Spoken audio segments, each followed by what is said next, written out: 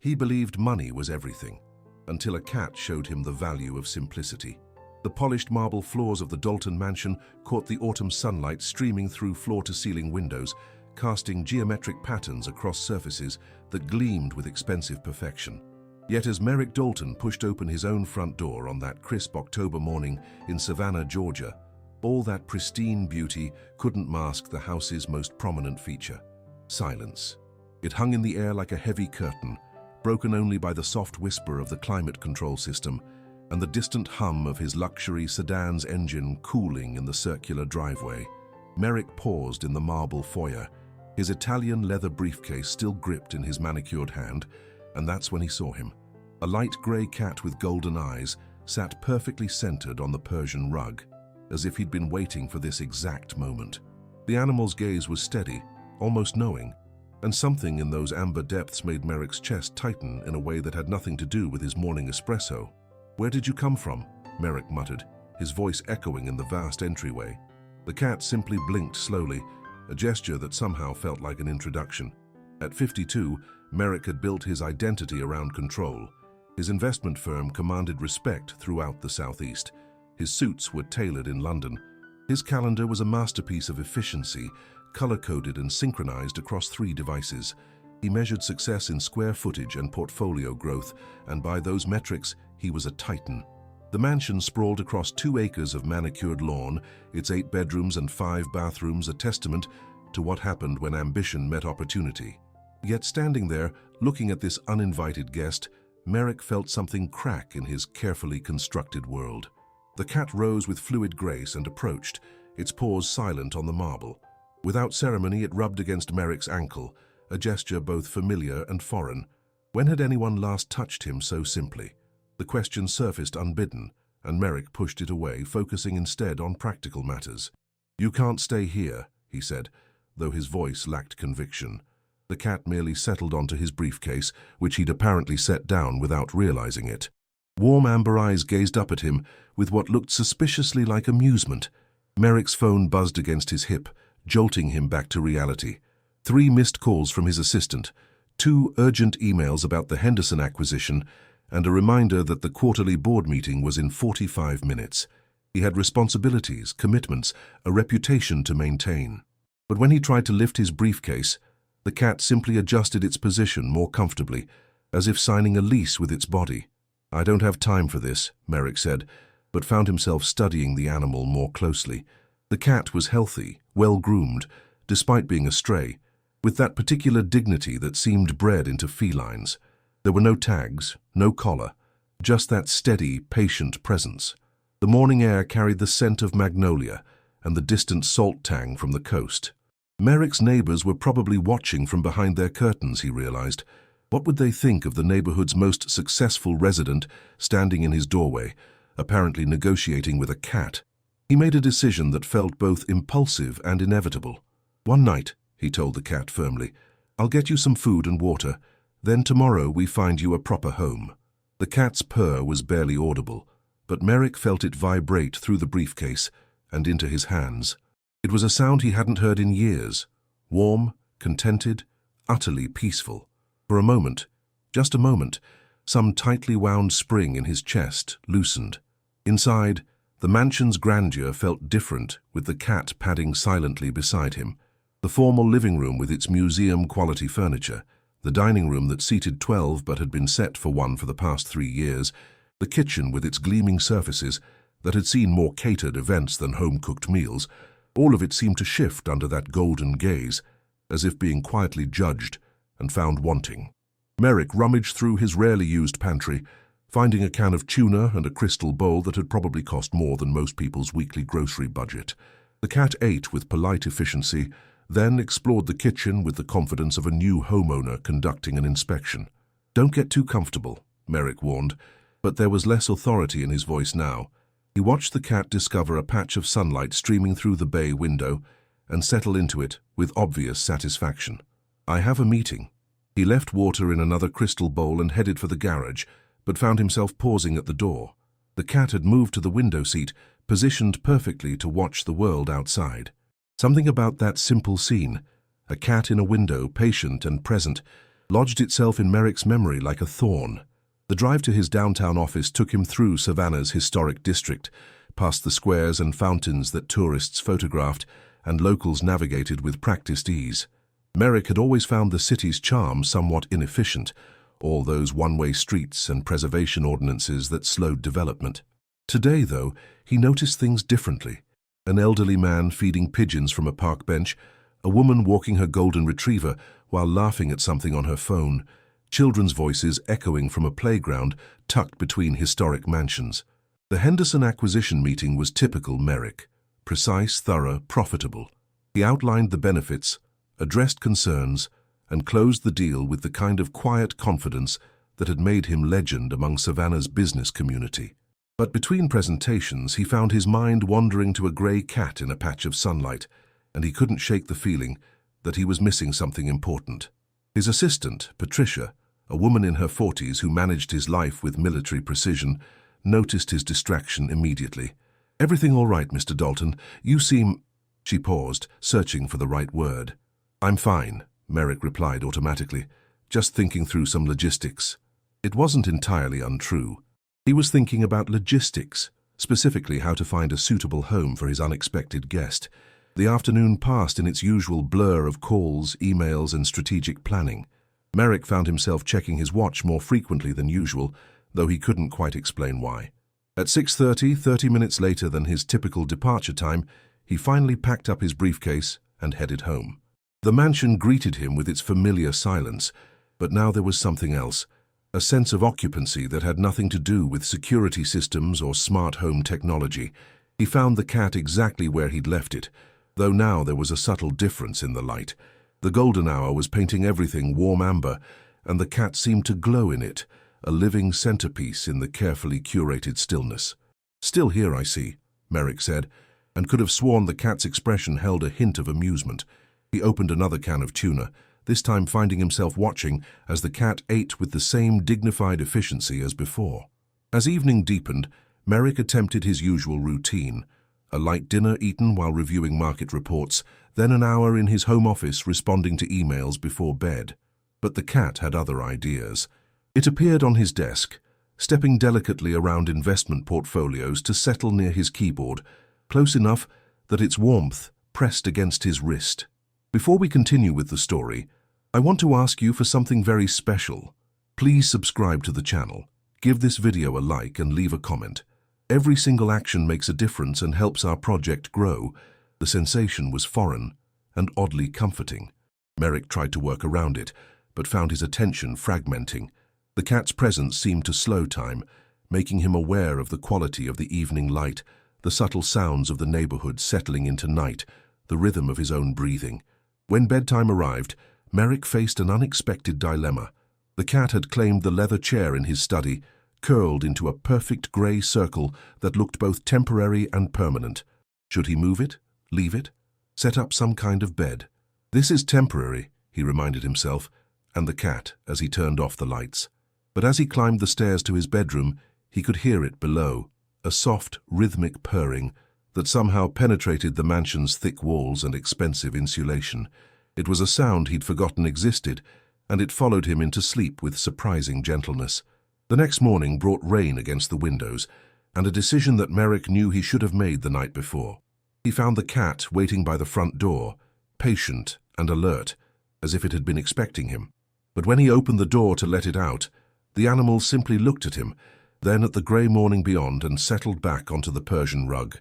"You can't stay," Merrick said, but his voice carried less certainty than before. Outside, the rain was picking up, drumming against the windows with increasing intensity. The cat regarded him with those golden eyes, and for the first time in years, Merrick found himself making a decision based not on efficiency or profit margins, but on something far more complicated. "One more day," he said finally, "but then we figure this out properly." The cat began to purr. The rain continued through Wednesday, then Thursday, then Friday, as if Savannah's autumn had conspired to extend the cat's stay. Merrick found himself adjusting his morning routine around his unexpected guest, setting the alarm 15 minutes earlier to ensure fresh food and water were waiting. It was a small change, barely noticeable in the grand scheme of his precisely orchestrated life, yet it felt monumental. By the weekend, the cat had acquired a name.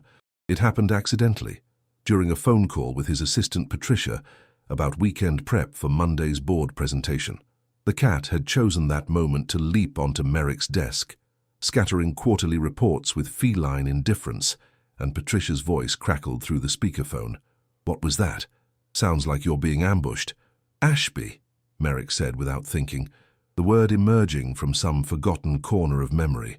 It had been his grandfather's name, a man who'd built more with calloused hands than Merrick had with calculated investments, though Merrick hadn't thought of him in years. "I meant, there's a cat." Patricia's surprise was audible. "A cat? You?" "It's temporary," Merrick said quickly, but Ashby, for that's what he was now, settled onto the scattered reports with obvious satisfaction, as if he'd orchestrated the entire conversation. The weekend revealed just how deeply routine had calcified around Merrick's life. Saturday mornings had always meant coffee from his programmable machine, the Wall Street Journal in print because he liked the ritual, and 3 hours of market analysis in his study. But Ashby's presence introduced variables that couldn't be scheduled. The cat demanded attention at unexpected moments, a head nudge while Merrick was reading, a paw on his laptop keyboard during video calls, a sudden leap onto his lap that scattered papers and forced him to sit still. "You're disrupting my workflow," Merrick told him Saturday afternoon, but his irritation felt performative. There was something almost meditative about stroking Ashby's fur while reviewing investment portfolios, the cat's purring, creating a soundtrack he hadn't realized he'd been missing. Sunday brought the first real test of their arrangement. Merrick had maintained exactly 3 social commitments over the past year: monthly golf with his lawyer, quarterly dinners with his financial advisor, and an annual charity gala that was more about networking than altruism. Everything else had been systematically pruned away after the divorce, casualties of his pursuit of what he'd called optimized living. But Dr. Helen Cartwright, his neighbor and occasional conversation partner during garbage day encounters, appeared at his front door Sunday morning with the confidence of someone who'd decided to matter-of-factly involve herself in his business.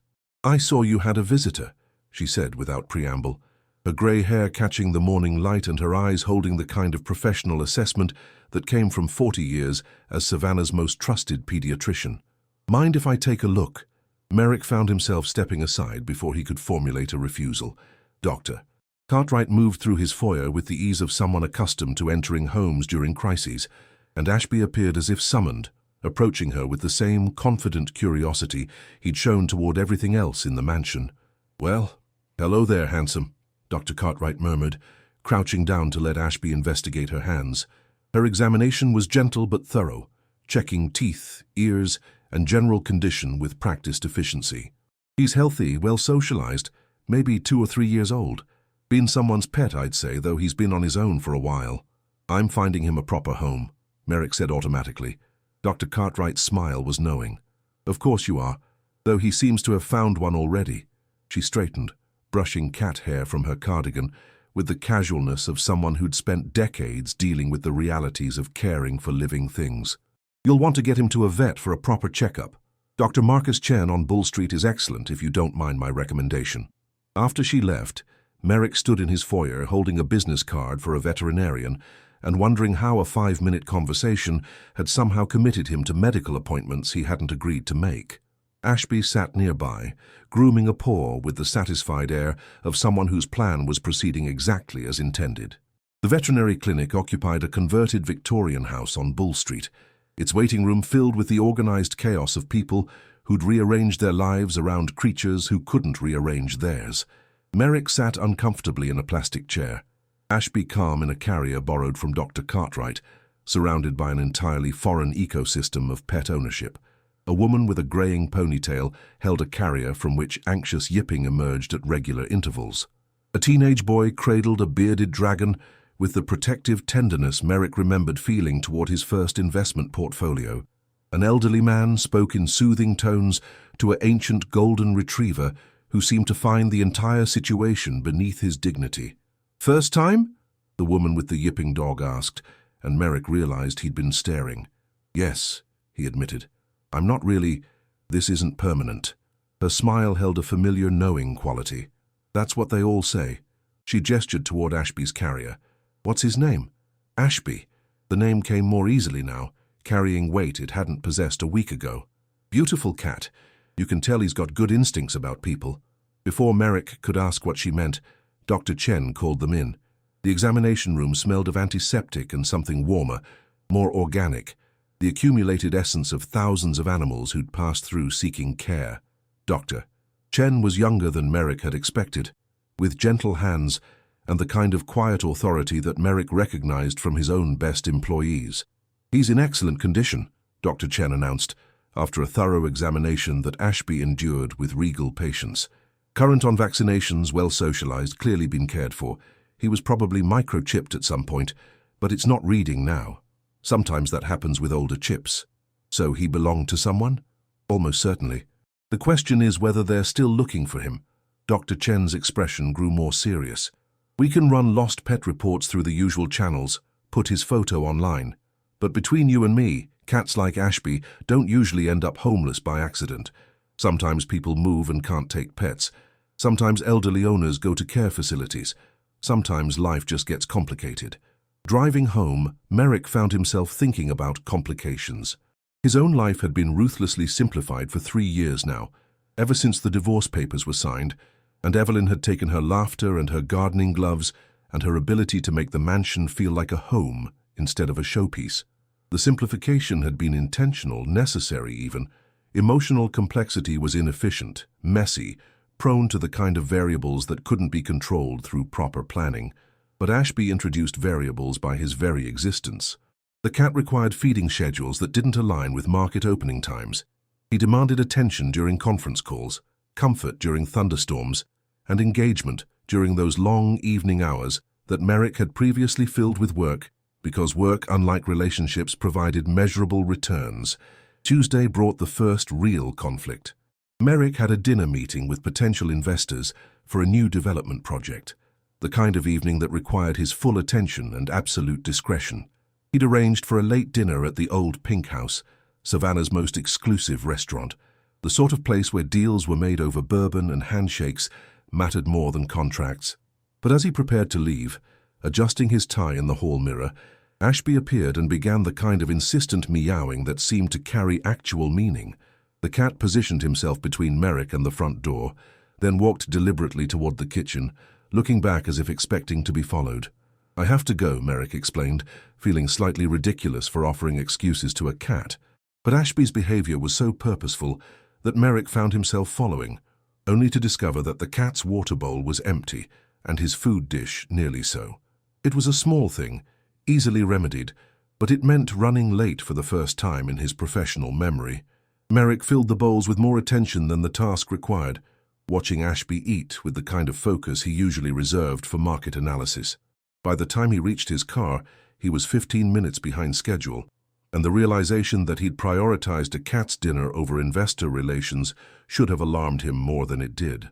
The dinner went well. The investors were impressed. The project moved forward, and Merrick's reputation for reliability remained intact despite his late arrival. But driving home through Savannah's lamplit streets, he found himself thinking not about profit margins or development timelines, but about golden eyes and the particular way Ashby's head felt against his palm. The mansion welcomed him with lights he'd left on for the first time in years, not the security lighting that illuminated entrances and discouraged burglars, but actual warm light in the kitchen and study, the kind that suggested someone was home and waiting. Ashby appeared as soon as he opened the door, offering a greeting that was part purr, part meow, and entirely welcoming. "Good day?" Merrick asked, then felt foolish for expecting an answer. But Ashby's response, a head-butt against his leg and a leading walk toward the study, seemed to constitute conversation of a sort. As the week progressed, Merrick began noticing things he'd previously overlooked. The way morning light moved across his kitchen floor, creating patterns that Ashby followed with focused attention. The sounds the house made as it settled each evening, creaks and sighs he'd never heard over the white noise of constant work. The particular quality of silence that came not from emptiness but from contentment, the difference between a house abandoned and a house inhabited. His housekeeper, Mrs. Rodriguez, who came twice weekly to maintain the mansion's pristine condition, adapted to Ashby's presence with the pragmatic flexibility of someone who'd spent decades accommodating the peculiarities of wealthy clients. "He's a good cat," she told Merrick on Thursday, finding him working in the study with Ashby curled on the chair beside his desk. Polite, doesn't make messes, knows his place. But that was exactly what puzzled Merrick. Ashby seemed to know his place everywhere. On the desk during morning coffee, in the sunny kitchen window during midday hours, on Merrick's lap during evening reading sessions. The cat moved through the mansion with the confidence of someone who belonged, while Merrick increasingly felt like a visitor in his own carefully curated life. Friday evening brought an unexpected visitor. Merrick was in his study, Ashby drowsing nearby, when the doorbell rang with the confident double chime that suggested someone who expected to be welcomed. He opened the door to find Elowen, his daughter, standing on his doorstep with the complicated expression she'd worn since the divorce, part hope, part wariness, all carefully controlled emotion. At 26, Elowen carried her mother's delicate features and her father's stubborn chin, a combination that had served her well in her work as a social worker, but made their relationship a minefield of unfinished conversations and careful politeness. She lived 2 hours away in Charleston, close enough for guilt but far enough for convenience, and their interactions had been reduced to holiday texts and birthday calls that neither of them quite knew how to navigate. "I was in town for a training conference," she said, her explanation carrying the weight of an olive branch. "Thought I'd stop by." Merrick stepped aside to let her enter, acutely aware of how the mansion must appear to someone who remembered it full of family life instead of expensive emptiness. Elowen moved through the foyer with the careful attention of someone revisiting a place that held too many memories, and that's when Ashby appeared, padding silently across the marble to investigate this new presence. The change in Elowen's expression was immediate and profound. The careful control melted into something softer, more genuine, as she crouched down to let Ashby approach. "Well, hello there, beautiful. Where did you come from?" "He's temporary," Merrick said automatically, but the words felt increasingly hollow. Elowen looked up at him with surprise, then something that might have been amusement. "You have a cat?" "I'm finding him a proper home." Elowen's smile was the first unguarded expression he'd seen from her in months. "Of course you are." She scratched behind Ashby's ears, eliciting a purr that filled the marble space with warmth. "What's his name?" "Ashby." The name seemed to catch her attention. "Like great-grandpa Ashby?" Merrick nodded, surprised that she'd made the connection. She'd been young when the old man died, but she'd always been good with family stories, collecting them like other children collected stuffed animals. "He would have liked that," she said quietly, and something in her voice suggested depths of conversation they'd never managed to navigate. Ashby, perhaps sensing the shift in emotional temperature, moved closer to her, offering the kind of uncomplicated comfort that Merrick had never learned to provide. They sat in the living room, actually sat and talked, not the careful standing conversations that had characterized their recent encounters. Elowen told him about her work with at-risk teenagers, about the small victories and large frustrations that came with trying to rebuild broken systems one case at a time. Merrick found himself listening not with the distracted attention he usually gave to personal conversations, but with genuine engagement, partly because Ashby had positioned himself between them like a living bridge, demanding attention from both. "You seem different," Elowen said as she prepared to leave, Ashby having thoroughly charmed her with his combination of dignity and affection. "More here, somehow." Merrick walked her to her car, Ashby following like a small grey shadow. The evening air carried the scent of jasmine and the distant sounds of a neighborhood settling into night, children being called in for bedtime, the soft murmur of conversations drifting from front porches, the particular rhythm of a community winding down together. "Will you call me?" Elowen asked as she reached her car, the question carrying years of careful distance and tentative hope. "I mean, really call? Not just on holidays?" "Yes," Merrick said, and meant it in a way that surprised him. "I'd like that." After her taillights disappeared around the corner, Merrick stood in his driveway longer than necessary, Ashby weaving around his legs with patient attention. The mansion loomed behind them, all its lights and luxury and careful emptiness, and for the first time in years, Merrick wondered if there might be other ways to measure the value of a life. October deepened into November with the kind of gradual transformation that Savannah wore like a well-tailored coat, subtle, elegant, and somehow more beautiful for its restraint. The live oaks began their slow transition from deep green to gold, and morning mists rolled in from the coast with increasing frequency. Merrick found himself noticing these changes in ways he hadn't for years. Often while standing at his kitchen window with his first cup of coffee, Ashby perched on the sill beside him like a meditation teacher offering silent lessons in presence. The rhythm of their shared life had settled into something that felt both temporary and permanent. Ashby's needs created gentle interruptions in Merrick's schedule, feeding times that couldn't be moved, moments of attention that couldn't be postponed, a presence that somehow made the mansion's expensive silence feel less like emptiness and more like peace. But beneath this surface tranquility, Merrick could feel pressure building like a storm system moving in from the Atlantic. The first crack appeared during a Thursday morning video conference with his largest client, Hartfield Industries. Merrick was deep in a presentation about market projections when Ashby decided to inspect the laptop keyboard, walking deliberately across the spacebar and accidentally muting the call. By the time Merrick realized what had happened and restored audio, there had been 30 seconds of silence that required awkward explanations about technical difficulties. "Everything all right down there in Savannah?" asked Janet Hartfield, her voice carrying the particular edge that came with managing a $100 million investment portfolio. "You seem distracted lately." "Everything's fine," Merrick replied automatically, gently moving Ashby to his lap where the cat settled with obvious satisfaction. "Just some minor disruptions to my home office setup." But the call left him unsettled in ways he couldn't quite articulate.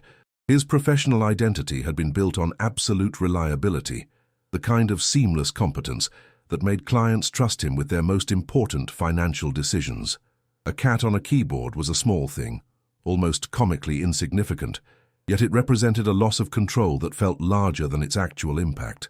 The pressure increased over the weekend when his ex-wife Evelyn called, their first direct conversation in 6 months.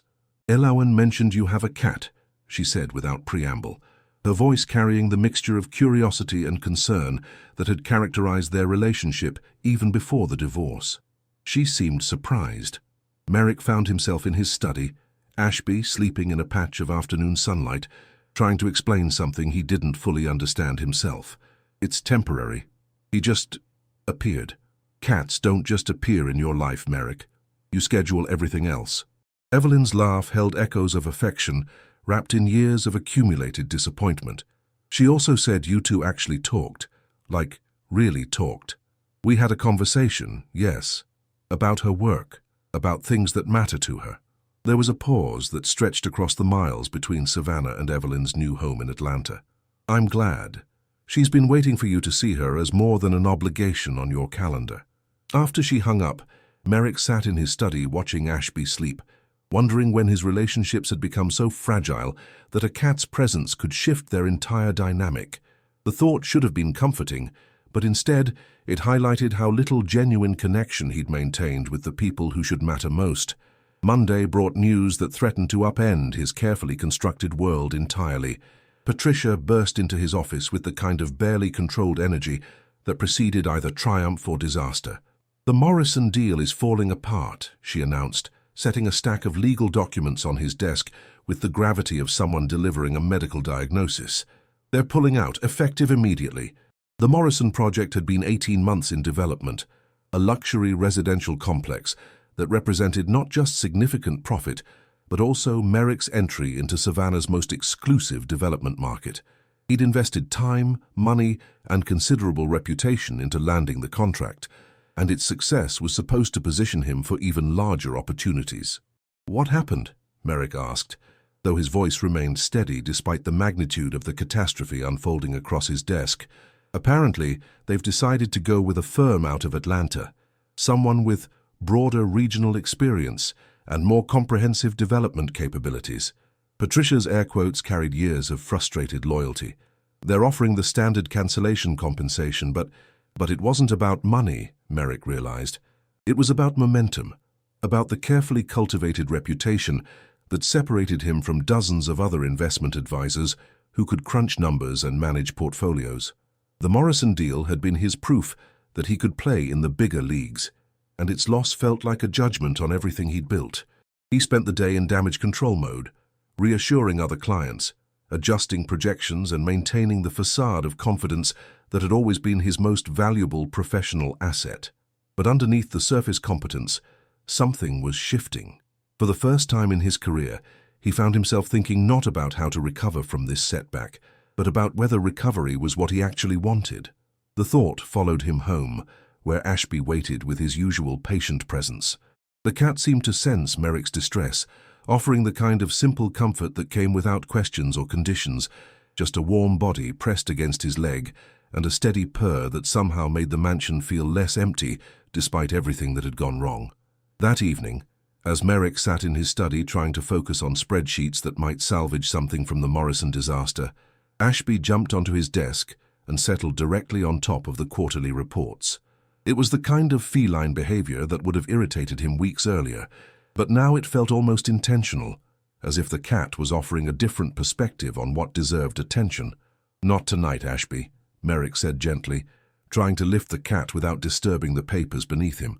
But Ashby's response was to begin grooming himself with the kind of deliberate nonchalance that suggested he had no intention of moving. For 20 minutes they negotiated in the way that humans and cats have negotiated since the beginning of domestication. Merrick attempting to work around Ashby's presence, Ashby subtly adjusting his position to maximize inconvenience while maintaining perfect innocence. Finally, Merrick gave up, leaning back in his chair and studying the cat who'd somehow reorganized his priorities without his permission. "You don't care about Morrison, do you?" he asked, and Ashby's golden eyes seemed to hold something that might have been wisdom or might have been simple feline indifference to human complications. The crisis deepened over the next few days as word of the Morrison withdrawal spread through Savannah's interconnected business community. Other potential clients began asking pointed questions about Merrick's commitment to local development and his ability to deliver on major projects. Patricia fielded calls with increasing frustration, while Merrick found himself defending decisions he'd made months earlier with information that seemed increasingly irrelevant. By Wednesday, he was questioning everything, not just his business strategy, but the entire framework he'd built his life around. Success had always been binary in his world. Either you grew or you declined, either you won contracts or you lost them, either you accumulated wealth and status or you accepted mediocrity. There had been no middle ground, no space for the kind of gradual, unmeasurable changes that Ashby's presence had introduced into his daily routine. Thursday brought the breaking point. Merrick was in his downtown office, attempting to salvage a client meeting that had begun badly and deteriorated from there, when his phone rang with an emergency call from his security company. "Mr. Dalton, we've had a breach at your residence." The voice was professionally calm but urgent. "The motion sensors detected unauthorized entry through a rear window. Police are en route." The drive home was a blur of traffic lights and rising panic. Merrick's mind raced through possibilities: professional burglars targeting high-value homes, random break-ins, vandalism motivated by his recent business troubles. But underneath all the practical concerns was a deeper fear he couldn't quite name. Something had happened to Ashby. He arrived to find 2 police cars in his driveway and a uniformed officer waiting on his front steps. Officer Martinez was young, professional, and clearly accustomed to dealing with wealthy homeowners who experienced crime as a personal affront to their carefully ordered lives. "No signs of forced entry from the front," she explained, leading him around the side of the mansion. "But there's a basement window that was definitely tampered with. Looks like someone knew what they were looking for." The basement window had indeed been pried open, its expensive security hardware defeated with what appeared to be simple tools and considerable patience. Inside, Merrick's rarely used storage area showed signs of hasty searching.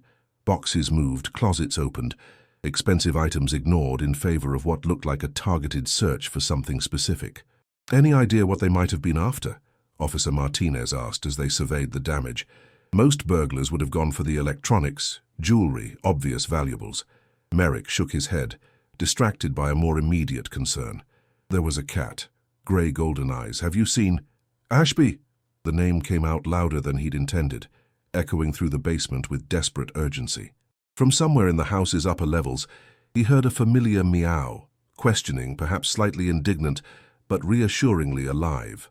They found Ashby in Merrick's bedroom closet, tucked behind a row of suits as if he'd chosen the safest possible hiding place, and waited out the crisis with typical feline pragmatism.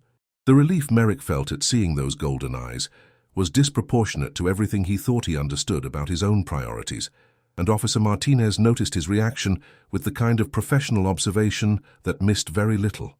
"Important cat," she commented, watching Ashby emerge from his hiding spot to weave around Merrick's legs with obvious relief. "He's—" Merrick paused, searching for words that might explain the depth of his concern. "He's been good company." The investigation continued for another hour, revealing that while nothing appeared to have been stolen, someone had definitely been looking for something. File cabinets had been searched, desk drawers examined, even the safe behind his bedroom painting had been tested, though not breached. It was the kind of methodical search that suggested either professional criminals or someone with specific knowledge of his business dealings. "Could be related to your recent client troubles," Officer Martinez suggested as she prepared to leave. "Sometimes business disputes motivate people to look for leverage, inside information, that kind of thing." After the police departed, Merrick walked through his violated home with Ashby following close behind, both of them assessing damage that went deeper than missing objects or broken windows. The mansion had been his fortress, the one place where he controlled every variable and managed every risk. Its breach felt less like a crime and more like a revelation of how fragile his carefully constructed security actually was. That evening, as contractors worked to secure the basement window and restore the electronic security system, Merrick sat in his study with Ashby curled in his lap, trying to process a day that had challenged every assumption about his life's stability. The cat's warmth and steady breathing provided an anchor in what felt like increasingly turbulent waters. He'd built his identity around control, controlling investments, controlling outcomes, controlling the variables that determined success or failure. But Ashby's presence had introduced elements that couldn't be controlled. The unpredictable timing of affection, the way comfort could emerge from simple presence, the possibility that security might come from connection rather than isolation. His phone buzzed with a text from Elowen. "Heard about the break-in from the police scanner at work. Are you okay? Is Ashby?" The fact that she'd thought to ask about the cat first struck him as both touching and somehow significant. He typed back, "We're both fine. Shaken but safe." Her response came immediately. "Can I come over? I know it's late, but please," he replied before he could second-guess the impulse. Elowen arrived within 2 hours, bringing with her an energy that felt both familiar and foreign in the mansion's formal spaces. She moved through the house with the protective alertness of someone assessing a crime scene, but her primary attention went to Ashby, who greeted her with the enthusiastic affection reserved for trusted friends. "You were scared," she said, watching Merrick hold the cat with obvious relief. It wasn't a question. "About the break-in, yes. Security concerns, potential business implications?" "No," Elowen interrupted gently. "You were scared about Ashby." The observation hung in the air between them, carrying implications that Merrick wasn't ready to examine. But Elowen's presence in his crisis felt like a gift he hadn't known how to ask for, and Ashby seemed to understand the significance of having both his humans in the same space during a moment of vulnerability. They sat in the living room until nearly midnight, talking in ways they hadn't since before the divorce reshaped all their family relationships. Elowen shared stories from her work, teenagers who'd found stability through unlikely connections, families that had rebuilt themselves around new definitions of what mattered. Merrick found himself listening not as a father dispensing advice, but as someone genuinely interested in perspectives that challenged his own assumptions about how life could be lived. "You know what's funny?" Elowen said, as she prepared to leave, Ashby having settled between them like a small grey bridge. "I've been worried about you for years, but I didn't know how to say it. You seemed so contained, like you'd solved the problem of being human by just opting out of the messy parts. And now?" She smiled, scratching behind Ashby's ears. "Now you have someone who needs you in ways that can't be scheduled or optimized or controlled, and you're letting yourself need him back." After she left, Merrick walked through his mansion with new awareness of how empty it had become in his pursuit of perfect order. The break-in had violated his physical security, but Ashby's presence had revealed something more fundamental: the poverty of a life organized around avoiding risk, vulnerability, and the unpredictable rewards of genuine connection. In his bedroom, as he changed into clothes that didn't smell like police investigation and contractor dust, Ashby positioned himself on the bed with the territorial confidence of someone who belonged there. For a moment, Merrick considered encouraging him to sleep elsewhere. The bed was expensive, white, meticulously maintained. But the events of the day had rearranged his priorities in ways he was only beginning to understand. "Just for tonight," he told Ashby, though they both seemed to understand that the night would stretch into mornings, and the mornings into a new way of organizing a life around what actually mattered. As he drifted toward sleep, Ashby's purring filled the darkness with a sound that was both peaceful and purposeful, as if the cat was actively working to repair something that had been broken long before any criminal had touched his security system. For the first time in months, Merrick felt truly safe, not because his locks were secure or his alarms were functioning, but because he was no longer facing the darkness alone. Friday morning brought clear skies and the kind of crisp November air that made Savannah's beauty feel almost overwhelming in its perfection. Merrick woke to find Ashby already alert, positioned by the bedroom window as if standing guard over the world beyond. The sight filled him with an unexpected sense of gratitude that had nothing to do with business recovery or crisis management, and everything to do with the simple fact of companionship freely offered and gratefully received. But as he prepared for what he knew would be a challenging day of client calls and damage control, a realization was crystallizing that would change everything. He was no longer sure that recovering his old life was what he actually wanted. Ashby had shown him possibilities he'd forgotten existed, and Thursday's crisis had revealed how fragile his fortress of professional success actually was. The question that would define everything going forward was whether he had the courage to build something different, something that made room for the unpredictable, unmeasurable value of connection, even when that connection came in the form of a grey cat who'd wandered into his life without invitation and refused to be temporary. The answer came to Merrick on a Saturday morning in mid-November, as he sat in his kitchen, watching Ashby investigate a patch of sunlight that had shifted with the season's changing angle. The cat's complete absorption in this simple pleasure, the way he positioned himself just so, adjusted his posture to maximize warmth, then settled into perfect contentment, struck Merrick as a masterclass in being present that he'd somehow missed in 52 years of aggressive future planning. His phone rang, interrupting the meditation. Patricia's voice carried the careful neutrality she used for delivering news that could go either way. "The Hartfield account," she said without preamble. "Janet called personally. They're concerned about your recent performance inconsistencies and want to schedule a meeting to discuss their portfolio management going forward." In the language of high-stakes finance, this was a polite way of saying they were considering taking their $100 million elsewhere. 6 months ago, the threat would have sent Merrick into immediate crisis mode. Today, watching Ashby stretch with luxurious satisfaction, he felt something closer to curiosity than panic. "Schedule it," he said. "But Patricia, block out the whole afternoon. I think it's time for a different kind of conversation." The meeting with Janet Hartfield took place the following Tuesday at her downtown office, a steel and glass monument to pharmaceutical success that overlooked the Savannah River. Janet was everything Merrick had learned to expect from clients at her level, sharp, direct, and accustomed to getting exactly what she'd paid for, without having to manage the personal complications of the people who provided it. "I'll be frank," she said, settling behind a desk that probably cost more than most people's cars. "Your performance numbers are still solid, but your attention seems divided lately. The Morrison situation, the technical difficulties during our calls, the general sense that you're not as focused as you used to be." Merrick had prepared for this conversation, but not in his usual way. Instead of defensive explanations and reassuring projections, he found himself offering something more honest. "You're right," he said. "My attention has been divided.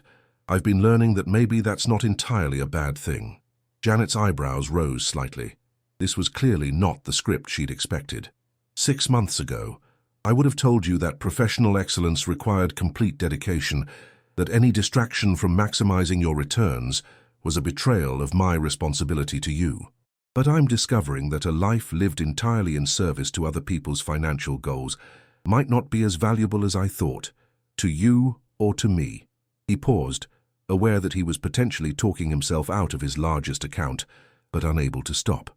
"I'm still completely committed to your financial success, but I'm also committed to being a whole person while I pursue it. If that kind of balance doesn't align with your expectations, then perhaps we should discuss transitioning your account to someone who can give you the kind of single-minded focus you're looking for." The silence stretched between them, filled with the distant sounds of river traffic and the soft hum of climate control systems. Janet studied him with the analytical attention she probably brought to evaluating pharmaceutical compounds. "Interesting," she said finally. "You know, when I started Hartfield Industries 25 years ago, I thought success meant sacrificing everything else for business growth. Worked 80-hour weeks, missed my daughter's childhood, ended up with a company worth a fortune and a personal life worth almost nothing. Before we continue with the story, I want to ask you for something very special. Please subscribe to the channel, give this video a like, and leave a comment. Every single action makes a difference and helps our project grow." She leaned back in her chair, her expression shifting from business assessment to something more personal. "It took me another 10 years to figure out that the most valuable thing I could do for my business was to become someone worth doing business with, someone with perspective, experience, the kind of judgment that comes from actually living in the world instead of just managing other people's money." Merrick felt something loosen in his chest. Not relief exactly, but recognition. "So here's what I'm thinking," Janet continued.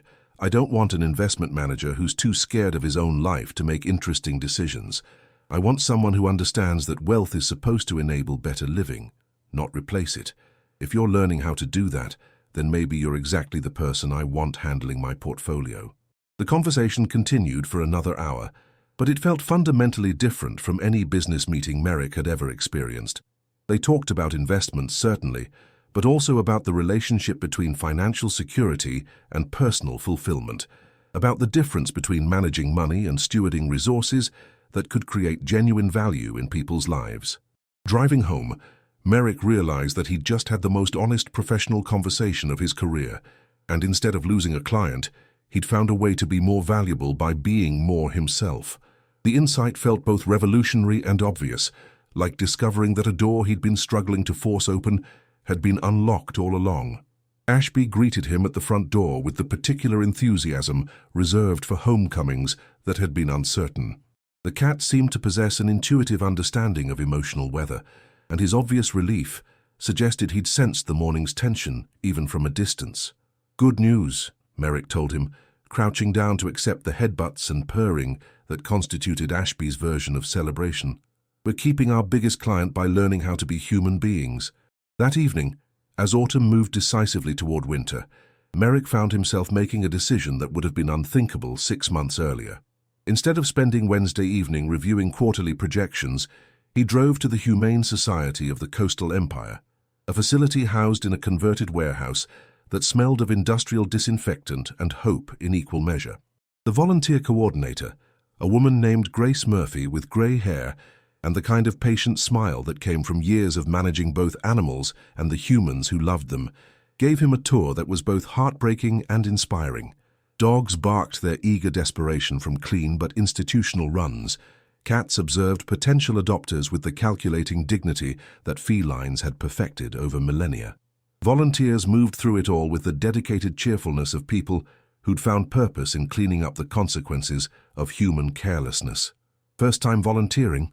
Grace asked as they completed the circuit. "First time doing anything like this," Merrick admitted. "I recently acquired a cat, well, he acquired me, and I'm learning that there's a whole world of animal welfare I've never paid attention to." "Ah," Grace nodded knowingly. "The conversion experience. We see it all the time. Someone finds a stray or adopts their first pet and suddenly realizes there are thousands of other animals who need homes, medical care, just basic human kindness." She showed him the various ways volunteers could help: dog walking, cat socialization, administrative support, transportation to veterinary appointments, fundraising events.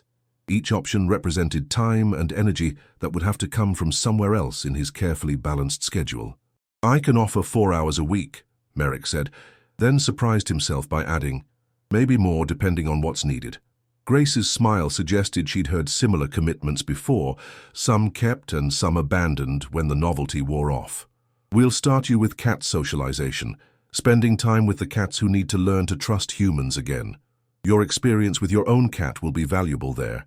The following Saturday, Merrick found himself sitting cross-legged on the floor of what the shelter called the healing room, a quiet space painted in soothing colors where traumatized cats could recover their confidence at their own pace. His assigned companion for the morning was a black and white cat named Domino who'd been brought in after his elderly owner had to enter a nursing facility. The cat's grief was palpable. He ate mechanically and rarely made eye contact, as if the effort of hoping for anything good had become too dangerous. "The hardest part for them is learning to trust again," explained Sarah, a college student who'd been volunteering for 2 years. Domino had 12 years with one person, and now everything familiar is gone. He needs to believe that humans can still be safe.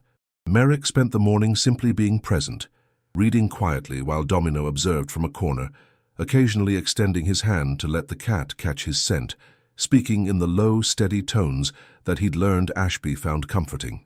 By the end of his shift, Domino had moved close enough to touch, though he hadn't yet been willing to accept actual contact. "Progress," Sarah noted with satisfaction. "He's been here 3 weeks, and that's the closest he's come to anyone." Driving home, Merrick found himself thinking about the parallels between Domino's situation and his own.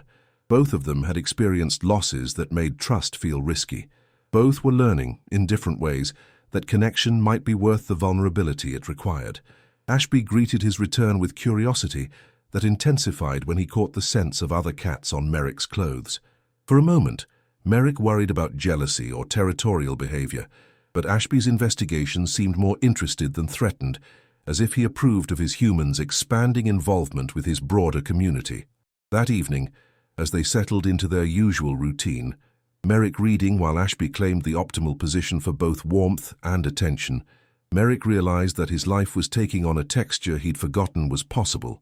There were still spreadsheets to review and client calls to return, but now there were also cats who needed socialization and a community of volunteers who'd welcomed him with the easy acceptance of people united around a common purpose. The shift wasn't without complications.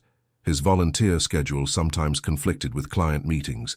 His clothes occasionally carried cat hair to professional appointments. His calendar, once a model of optimized efficiency, now included time blocks for activities that produced no measurable return on investment. But these disruptions felt different from the chaos he'd spent years avoiding. They were the productive messiness of a life being lived in connection with others, rather than the destructive disorder of obligations that served no one's deeper needs. 2 weeks before Thanksgiving, Elowen called with news that caught him off guard. "I've been offered a position in Atlanta," she said, her voice carrying excitement tempered by caution. "It's a supervisory role with the state child welfare system. Better money, more responsibility, chance to influence policy instead of just managing cases." "That's wonderful," Merrick said automatically, though his heart sank at the thought of her moving even further away. "The thing is," she continued, "it would mean living closer to Mom, and I know that might be weird for all of us. But it would also mean I could visit you more often, if that's something you'd want." The conversation that followed was careful, both of them navigating the complicated terrain of family relationships that had been damaged but not destroyed. They talked about Elowen's career aspirations, about the possibility of regular visits, about whether Merrick's recent changes were substantial enough to build new patterns of connection around. "I'd like that," Merrick said finally. "I'd like to be the kind of father you might want to visit regularly." "You're already becoming that," she replied. "The cat's been good for you." After they hung up, Merrick sat in his study with Ashby purring in his lap, contemplating how much his definition of success had shifted in just 2 months.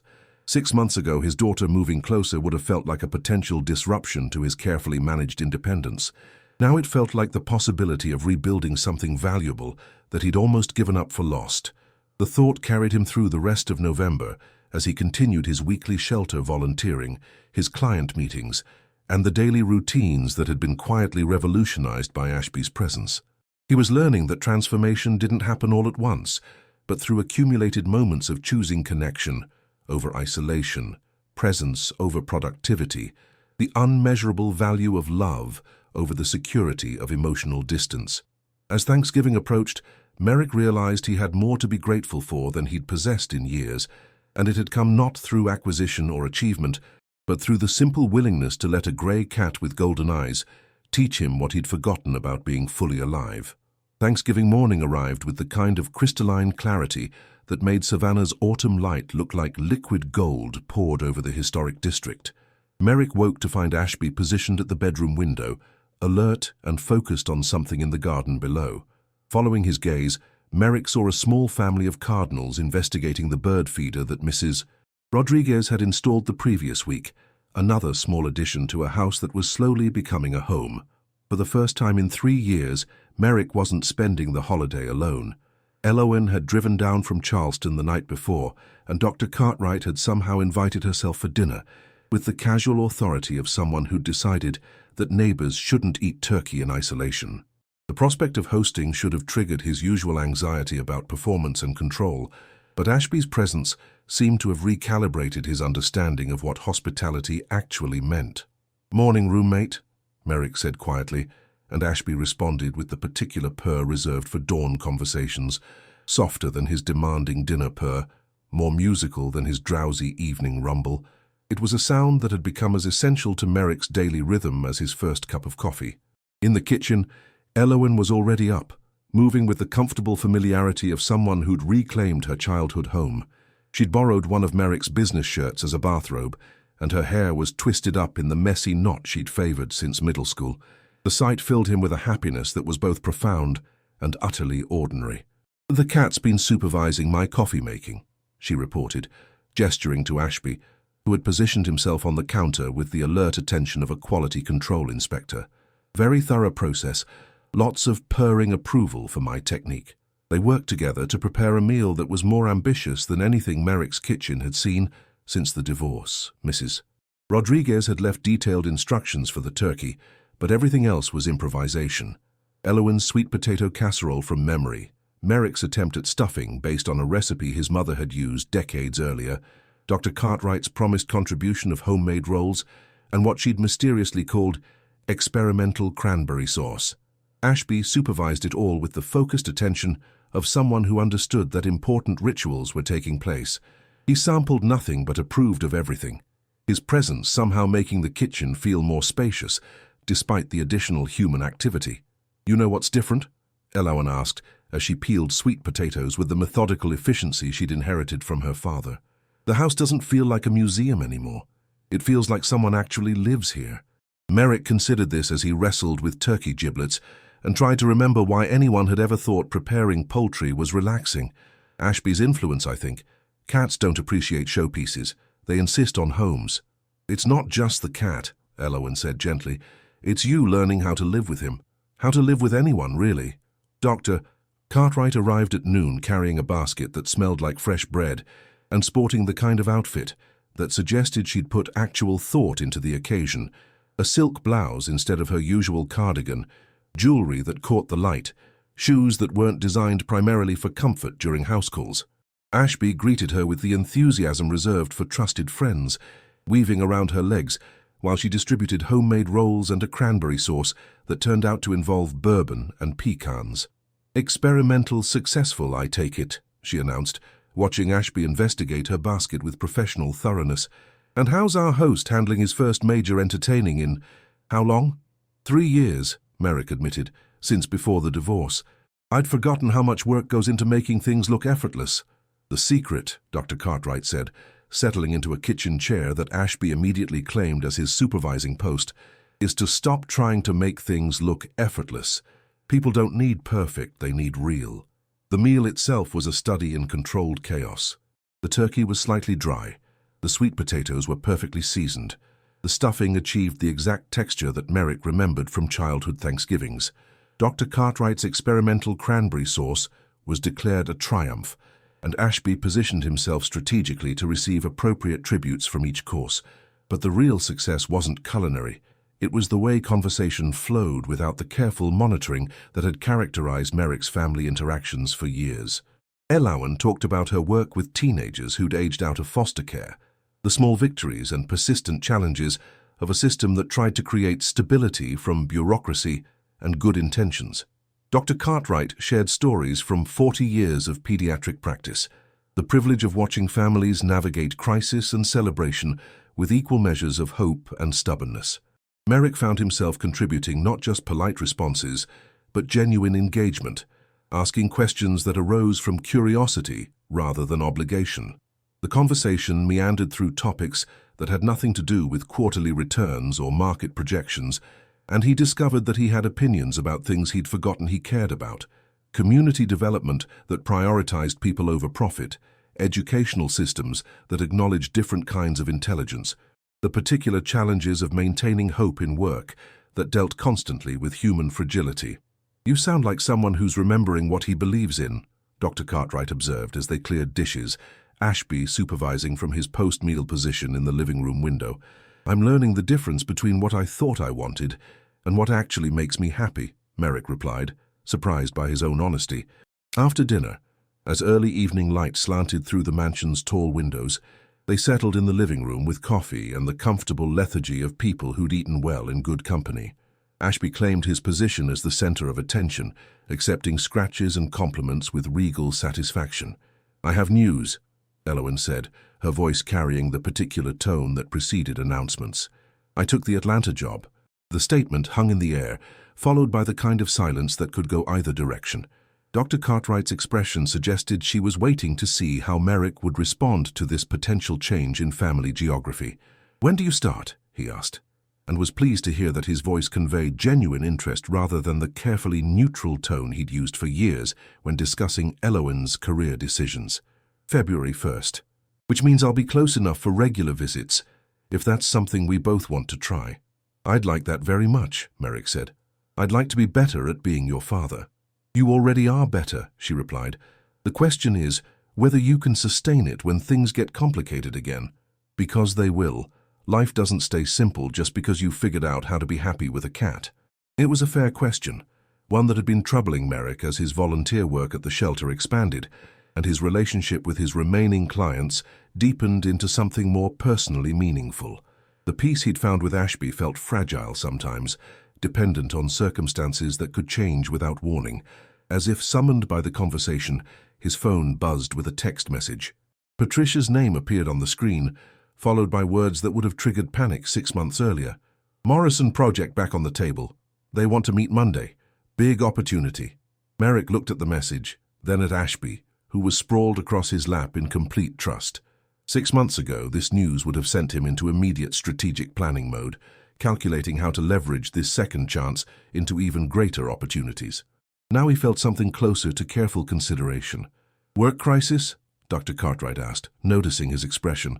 "Work opportunity," Merrick corrected. "The kind I used to think I couldn't afford to turn down. And now?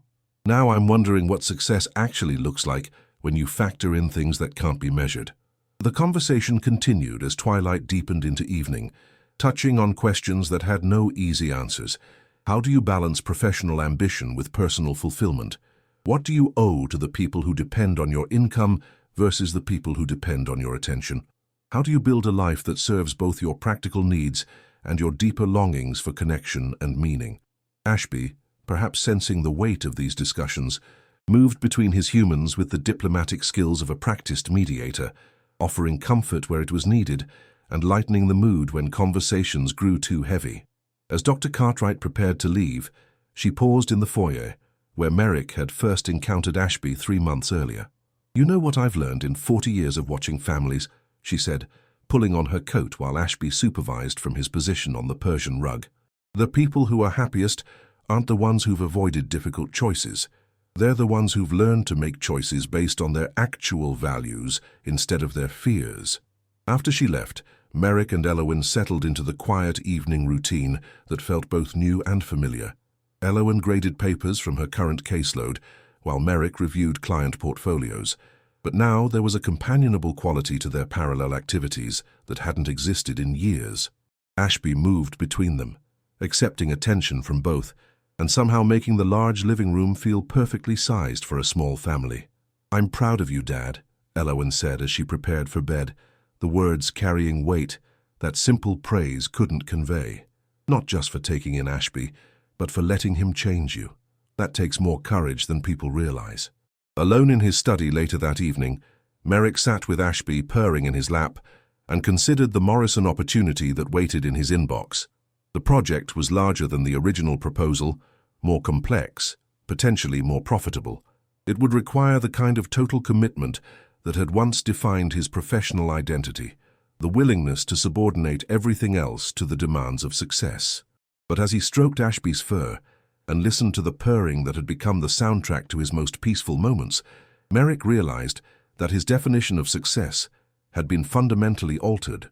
Success wasn't just about accumulating wealth or status or professional recognition.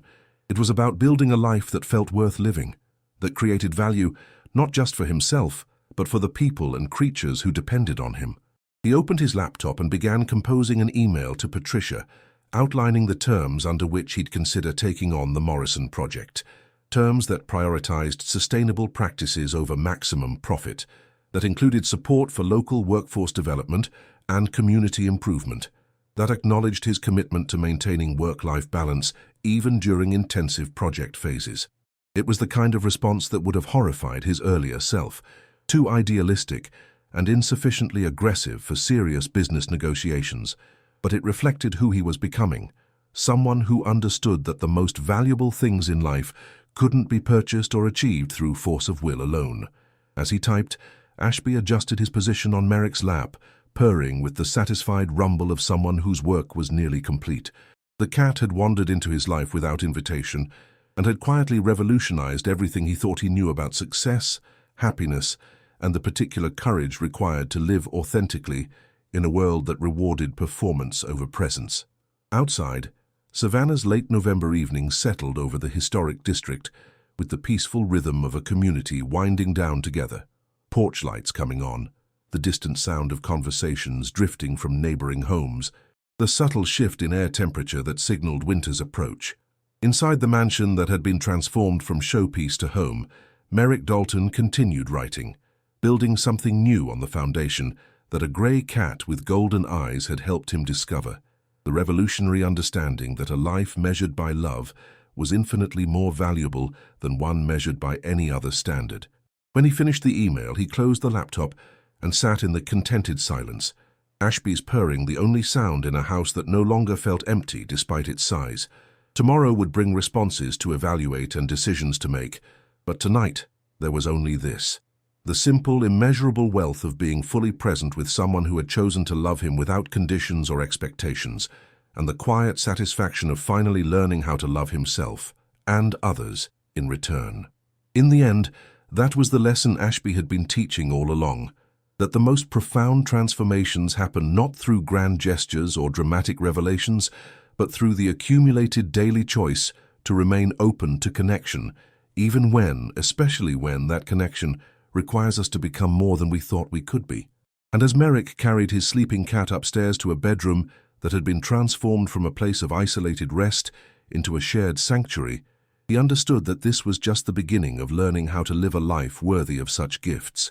The measure of that life wouldn't be found in any portfolio or profit margin, but in moments exactly like this: a man, a cat, and the infinite possibility that comes from allowing love to write the terms of engagement with the world.